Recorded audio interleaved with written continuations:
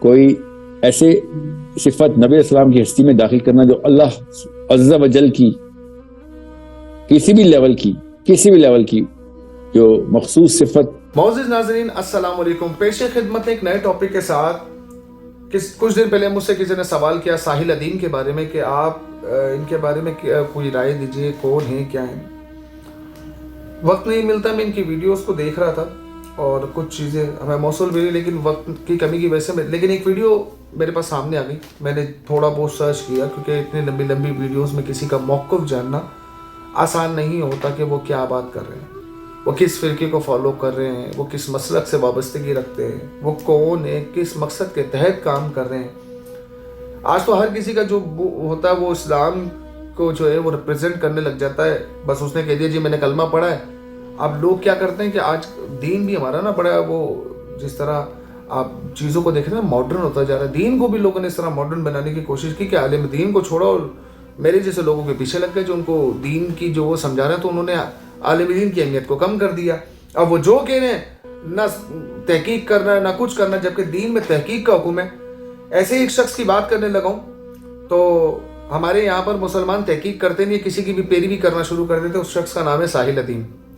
ہم نے مرزا انجینئر کے بارے میں بھی آپ کو پتا ہے کہ اس کے عقائد کس قسم کے اور خطرناک قسم کے اس کے عزائم بھی ہیں. اسی طرح ساحل ادیم ابھی لاسٹ بات کرنے لگا. بظاہر واضح ہو چکا ہے کہ وہ اہل حدیث یا مطلب جو توحید کی رٹ لگانے والے، حالانکہ انہیں توحید کے بارے میں ٹھیک سے پتہ نہیں ہے.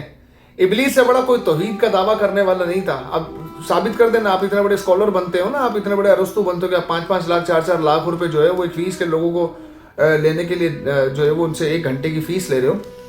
میری نوجوان نسل کو تباہ کر رہے ہیں. میرا سب سے پہلے ان کا ہاتھ ہے کیونکہ دین وہ کسی عالم دین سے تو پڑھتے نہیں، ان کو یہی نہیں پتا ہوتا کہ روٹس کیا ہیں. پہلی بات میں آپ کو بتا دوں، بہت سارے لوگ کہتے ہیں کہ جی ہم کسی فرقے سے نہیں ہیں، ہمارا کوئی فرقہ ہی نہیں ہے. تو میں اسے یہ بتا دوں کہ جناب اگر آپ کسی فرقے میں نہیں تو پھر حدیث مبارکوں کو پہلے پڑھ لیجئے گا کہ آقا علیہ السلام کی حدیث مبارکہ کہ بنی اسرائیل کے اندر 72 فرقے تھے جو 71 جہنم میں جائیں گے اور ایک فرقہ جو ہے وہ جنت میں جائے گا. میری امت میں 73 فرقوں کے 72 جہنم میں جائیں گے، ایک جنت میں جائے گا. صحابہ کرام نے عرض کی یا رسول اللہ وہ کون سا فرقہ ہوگا؟ تو فرمایا وہ جماعت ہوگی. یہ شخص جو بات ساحل ادیم میں آپ کو جو ویڈیو دکھانے والا ہوں اس کے اندر یہ بات کر رہے ہیں کہ جناب آپ جو ہے نا اللہ کے معاذ اللہ، وہ ان کے لفظ سنیے، اللہ کے خانے میں کسی کو مت رکھیے، ان کی جگہ مت دیجیے، وہ جو اللہ کی جگہ ہے وہ کسی اور کو مت. یہ ڈائریکٹلی نام نہیں لیتے لیکن اہل سنت کو یہ پورا ٹارگٹ کرتے، جس طرح مرزا انجینئر کا کام ہے وہ اہل سنت کے ہر عالم کو ٹارگٹ کر رہا ہوتا ہے. لاسٹ میں ان کی سن رہا ہے کہ جی کرامات سے کیا ہوتا ہے. اگر کسی کی کرامات ہے ان کے پاس کسی بریلوی گھرانے کی مطلب باقاعدہ کال ریکارڈ کرتا ہے نا ساحل ادیم، کال ریکارڈ کی گئی. اتنا پلانٹڈ کام کس طرح کر رہے ہو اگر آپ دین کے لیے کرو. پہلے تو مجھے یہ بتائیے ان سارے جو یہ بن رہے، چاہے وہ مرزا انجینئر ہے چاہے وہ ساحل ادیم ہے، ان کی دینی خدمات کیا ہیں؟ مجھے صرف یہ بتا دیں. میں بتاتا ہوں، میں فالو کرتا ہوں، میں علامہ خادم حسین رضوی کو فالو کرتا ہوں. میں بتا سکتا ہوں کہ ان کی دینی خدمات کیا ہے. حضور علیہ السلام کی عزت پہ پہرا دیا ہے. انہوں نے اپنے دونوں بچوں کو لے جا کے جنگ کے میدان میں چھوڑ دیا. ناموس رسالت کے سپاہی ہیں، دین کے چوکیدار ہیں. بہت ساری سختیاں سہی ہیں، جیلوں کی سختیاں سہی ہیں. کیا کچھ انہوں نے ظلم و زیادتی برداشت نہیں کی. انہیں سیڑھیوں سے گھسیٹا گیا ہے، ان کے رشتہ داروں کو اٹھا کے جیلوں میں ڈال دیا گیا، بابا جی کو جیل میں اٹھا کے ڈال دیا گیا. معذور ہونے کے باوجود 15 منٹ وہ زمین پہ نہیں بیٹھ سکتے، انہیں 6 مہینے زمین کے اندر کال کوٹڑی میں رکھا گیا. سخت سردی کے اندر انہیں کمبل تک نہ دیا گیا. بہت ساری سختیاں جو بابا جی آپ نے کیا سہا یار، آپ نے کون سی دین کے لیے خدمات پیش کی ہیں؟ لیکن نہیں، آپ کو صرف بولنا آتا ہے، آپ صرف بول رہے ہو اور میری قوم کے بچے بھی لگے پڑے. اب اس کے عقائد کیا ہیں وہ بھی آپ سن لیجئے. اہل سنت کا بڑا واضح عقیدہ ہے، حضور علیہ السلام کو اللہ نہیں کہنا، اللہ کا بیٹا نہیں کہنا. اس کے بعد حضور علیہ السلام کی جتنی تعریف کرو آپ کو کوئی گناہ نہیں ملے گا، آپ کو ثواب ہی ملے گا. اللہ نہیں کہنا، اللہ کا بیٹا نہیں کہنا. یہ شرک اور بدعت کی رٹ لگا کے ہمارا دماغ خراب کر دیا. اور بھائی ہمیں پہلے ڈیفینیشن بتاؤ شرک اور بدعت کی. شرک کی میننگ کیا ہے؟ آپ سے خالی پوچھ لو، آپ کہتے ہو کہ جناب اللہ کی ذات کے ساتھ کسی کو ملا دیا، یا وہ باتیں جو اللہ کے لیے آپ کرتے ہیں وہ آپ نے وہ صفات کسی شخص کو دے دی تو آپ نے شرک کر دیا. واہ جی واہ. تو جناب مجھے بتائیے صدیق کس کی صفت ہے؟ بتائیے غنی کس کی صفت ہے؟ یہ بہت ساری چیزیں ہیں جو آپ کو قرآن پاک میں اللہ پاک فرماتے کہ ساری کی ساری عزتیں میرے لیے. تو آپ کیوں کہتے ہو کہ جی میرا باپ آ رہا ہے اس کو عزت دیں، اس کو بے عزت کروائیں؟ پھر قرآن پاک میں لکھا کہ اللہ دیکھتا اور سنتا، تو آپ کیوں دیکھ رہے ہو؟ آپ بھائی پھوڑ لو اپنی آنکھیں، کیوں سن رہے ہو؟ کان میں سیسا ڈال لو. آپ کو دیکھنے اور سننے کا کوئی حق نہیں، کیونکہ اللہ پاک خود کہہ رہے کہ اللہ دیکھتا اور سنتا ہے. جناب آپ نے جو ہے نا قوم کو کسی اور راستے پہ لگا دیا. یہ شرک اور بدعت کی میری بہت لمبی ہو جائے گی, میں چاہتا ہوں آپ سن لیں, لیکن میں اس کو کلیئر کر دوں کہ وہ چیز جو ان نوجوانوں کا پیغام دے رہا ہوں جو شرک اور بدعت کی ڈیفینیشن میں ان لوگوں نے پھنسایا بات کو. قطعاً اہل سنت کا یہ عقیدہ نہیں ہے کہ جو چیزیں ان کے پاس اللہ کے بندوں کے پاس ہیں وہ ان کی ذاتی ہیں, وہ عطائی طور پر ہیں. اللہ تبارک و تعالیٰ نے ان کو عطا کی ہے, مطلب وہ حکم ربی سے ہی عطا کی گئی ہے. اگر کوئی شخص یہ گمان کرتا کہ معاذ اللہ کہ وہ جیسا اللہ دیکھ رہا اور ویسا وہ دیکھ رہا ہے, وہ کفر میں گیا, وہ اب وہ کافر ہو چکا ہے. جیسا اللہ سن رہا ہے ویسا وہ سن رہا ہے, وہ کافر ہو چکا ہے. جیسی عزت اللہ کی ویسی عزت کا دعویٰ وہ کرتا, وہ کافر ہو گیا. ایسی بہت ساری باتیں ہیں کہ جناب گھر کو پاک کر لے, پاک تو اللہ کی صفت ہے. اگر آپ صفات کی بات کر رہے ہیں, مولا کے اوپر آپ کا جھگڑا شروع ہو جاتا, مولا علی کیوں کا؟ ارے مولا کے معنی وہ تھوڑی جو آپ لے رہے ہیں. مولا کے معنی تو دوست اور مددگار کے, وہ بھی اللہ کی عطا سے مددگار ہے, ذاتی طور پہ تو مددگار نہیں ہے وہ. ہم تو حضور علیہ السلام کے لیے عقیدہ رکھتے ہیں کہ اللہ کی عطا سے علم غیب ان کے پاس جتنا بھی ہے اللہ نے ان کو عطا کیا ہے. خیر ویڈیو بہت لمبی ہو جائے گی, یہ پیغام صرف ان لوگوں کے لیے. ویڈیو دیکھیے, آپ کو مرزا انجینئر اور اس کے عقائد سیم ہی لگیں گے, تو ملاحظہ کیجیے. باتیں کر رہا ہے, یہ تمہاری باتیں کر رہی ہے. میں جس طریقے سے نماز پڑھتا ہوں تو شاید لوگ سمجھ لیتے ہیں میں اہل حدیث ہوں, مجھے وہابی کہتے رہتے ہیں پاکستان میں. کوئی بات نہیں, کہتے رہتے آپ ہو, جی سی بات ہے. اور قرآن کے تھرو اور حدیث کے تھرو یہ ثابت ہے کہ کوئی ایسی بات اللہ کے نبی صلی اللہ علیہ وسلم کی ہستی میں نہ داخل کی جائے جو صرف اللہ کی خصوصیت ہے. اور کسی نے ایک بنایا, کسی نے 12-14 بنا دیا, کسی نے کیا بنا دیا, کسی نے ولی اللہ تھا, ولی اللہ کو بھی وہ خصوصیات دی ہوئی ہیں جو کہ اللہ کی خصوصیات ہے, جو انبیاء کو بھی دیتے. تو میں کہتا یار غلط کام کیے. اور یہ بہانہ کیا لگا, عقیدت کا تقاضا ہے, اور تم ہوتے ہو, اور تم نعوذ باللہ مطلب بلاسفیمی تک کے نعرے میرے پہ لگیں گے. حالانکہ میں نے ابھی کیا بات کی ہے ایسی جس میں بلاسفیمس بات ہے. بلاسفیمی اصل میں جو ہوتی ہے, جس نص پہ بلاسفیمی ہے, وہ مسلمان پاکستانی انڈین کر رہا ہے. چونکہ میں پاکستانی ہوں اس سے میں آپ کو کھل کے بتا رہا ہوں, اردو میں بات ہو رہی ہے. میں نے بریلویزم کو, شیعہ کو, دیوبندیزم کو اور اہل حدیث اسکالرشپ کو بڑی تفصیل سے جانچ پڑتال کی ہے. اور میں خود کسی فرقے میں نہیں ہوں, میں امام شافعی کا فالوور ہوں. کسی فرقے میں, اور میں جس طریقے سے نماز پڑھتا ہوں تو شاید لوگ سمجھ لیتے ہیں میں اہل حدیث ہوں, مجھے وہابی کہتے رہتے ہیں پاکستان میں. کوئی بات نہیں, مجھے پتہ ہے پاکستان میں اہل حدیث کو وہابی کہا جاتا ہے. میں اہل حدیث سیکٹ کا یا کسی بھی سیکٹ کا فالوور نہیں ہوں. امام شافعی کو فالو کرنے کا مطلب یہ نہیں ہے کہ انہوں نے جو کہا میں نے مان لیا. ان کو بھی کریٹیکلی دیکھنا ضروری ہے. میرا نبی محمد مصطفیٰ صلی اللہ علیہ وآلہ وسلم ہے بس. So it's my job to find out how easy it is to go to my own prophet.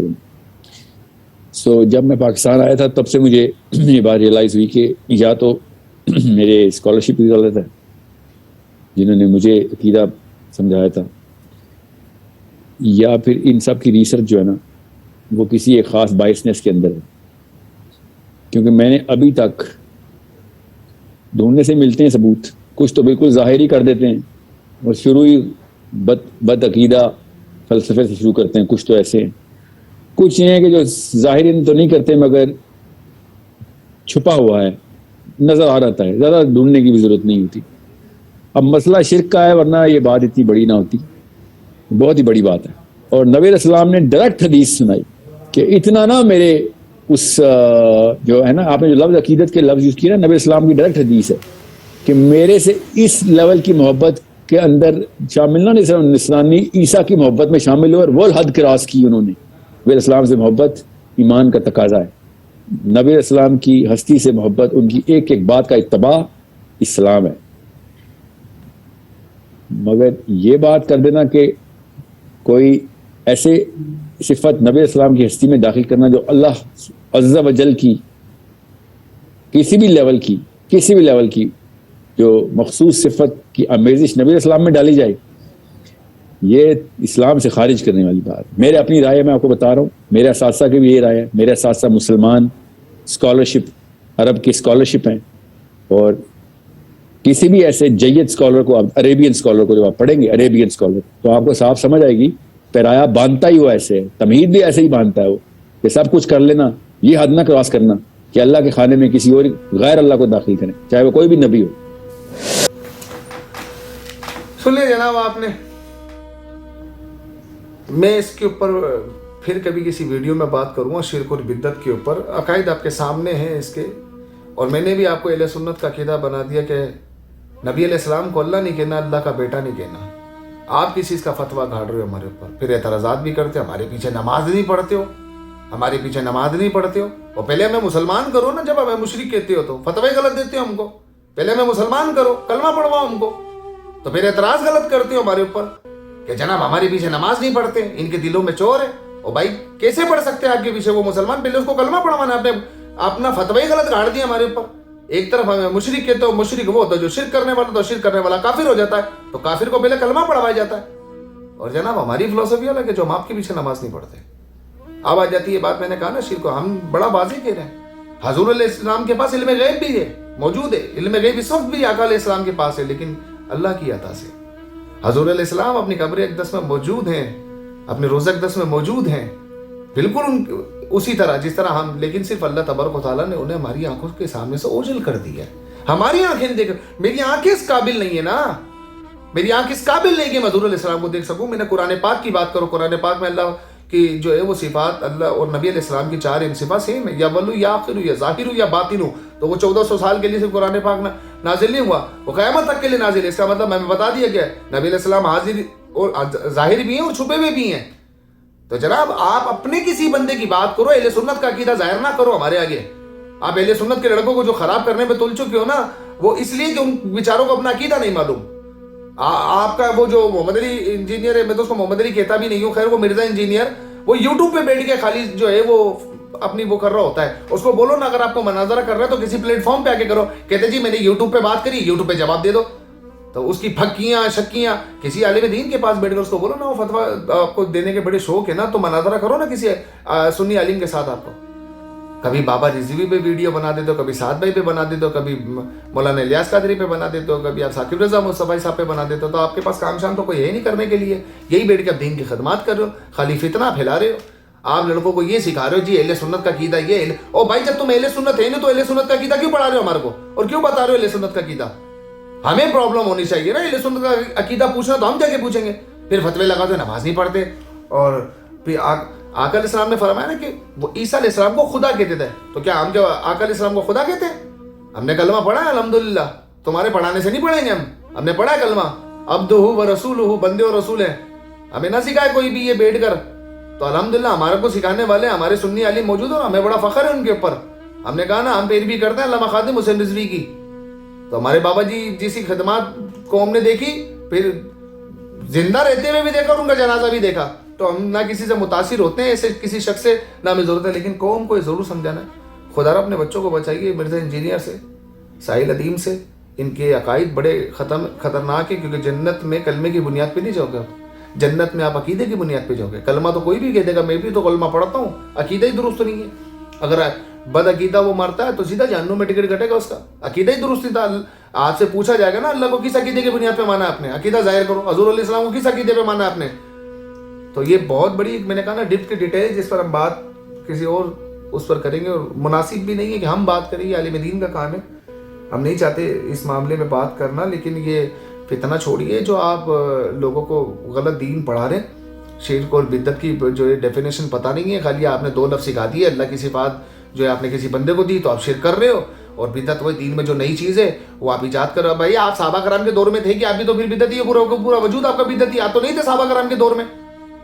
इसलिए मेरा कहने का मकसद ये कि कौम को किसी और रस्तों पे ना डालो। ये सोशल मीडिया पे जो लड़के आज बैठ कर सारी रात ये कर रहे होते हैं, इनको अकीदे के बारे में बेचारों को नहीं पता, उन्हें आप घुसा के अपनी साइडों पे लेकर आ रहे हो। तो मेहरबानी करके अपनी घर वालों को, अपने बच्चों को खुद संभालिए। बड़ी आपसे मौदबाना गुजारिश है। वीडियो बहुत बड़ी हो चुकी है, माजरत चाहता हूँ। मिलते हैं अगली वीडियो में, तब तक के लिए अपना बहुत सारा ख्याल रखिएगा। अस्सलामु अलैकुम व रहमतुल्लाहि व बरकातुहू।